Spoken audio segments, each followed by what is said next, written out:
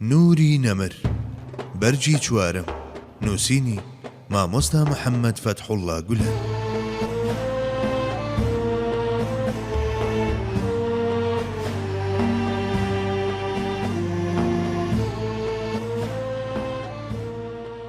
بلیمەتەکانی زانست لەو قوتابخانەیەدا.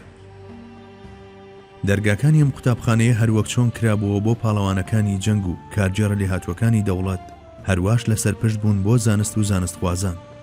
بۆیە دنیایەک زانە و بیرمەند و یاساناس و مجتەهید و مجەدیدی پێگەیاندووە.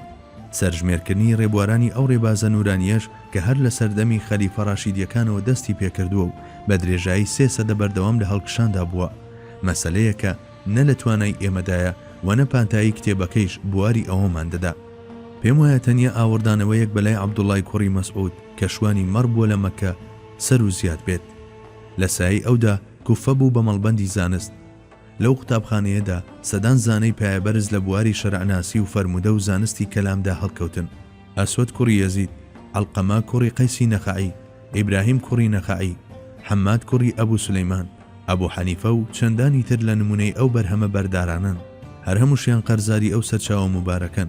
خۆ ئەگەر ئێمەش ئەم حەقیقەتە تۆمار نەکەین و لە بیرخۆمانی بەرینەوە مێژووی زانست دەمێکە ئەمانەی تۆمار کردووە و تۆماریشی دەکات. سەرباری هەندێک لەو خاوەن ڕۆحیەتە سەرکەشانەش کە چاویان بەم ڕاستی هەڵ نایەت لە داهاتوێکی زۆر نزیکدا جارێکی تر سەدای ئەم ڕاستیە لە تەواوی دنیادا دەنگ دەداتەوە. لە بواری شەرعدا دەبا هەموو ڕۆحەمەزنەکانی تر لە مەنزڵی پڕ ڕێز و ستایشی ناودڵ و دەروونماندا سرەوت بفەرمون و بە گەورەی خۆیان بمانبورن. لە ناویاندا تەنها نمونەیەک وەردەگرین و بە کورتی باسی دەکەین تا ببێتە نمونە بۆ باقی زانایانی تر و بڵین ئیتر هەمویان وان، چونکە مشتێک نمونەی خەروارێکە. ئەبوو حەنیفە چێە؟ ئەبوو حەنیفە پێشەوای مەسەبی حەنەفیە. لە سەردەمێکدا کە زانست و کلتور ڕاستەوخۆ و ڕوبەڕوو دەگوازرایەوە ئەم ئیمامە بۆچوونەکانی خۆی بۆ ئەو کەڵە پیاوانە ڕوون دەکردەوە کە لە دەوری کۆ ببوونەوە. مامۆستایەکی هێندە گەورە بووە لە بازنەی وانەکانیدا ئیمام ئەبوو یوسفەکان، ئیمام محەممەدەکان، ئیمام حەسەن شەیبانیەکان، ئیمام زوفەرەکان، ئیمام وەکیعی مامۆستای ئیمامی شافعی و چەندینی تریش چۆکیان دادا بوو. هەریەکە لەمانەش بۆ خۆیان کەسایەتی ناسرا و شێخی ئیسلامی ئەو سەردەمە پرشنگدارە بوون.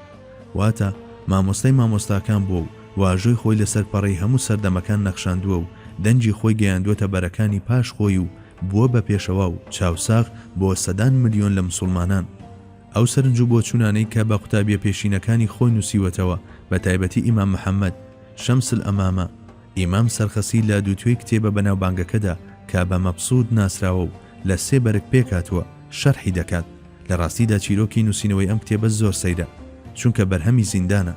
بەڵام چه زیندانێک! هەموو ڕۆژێ قوتابیانی ئیمام بە دەوری زیندانی مامۆستاکەیاندا کە بنکی بیرێکی قوڵ بووە کۆبوونەتەوە. مامۆستاوانەی وتۆتەوە و ئەوانیش نووسیویانەتەوە.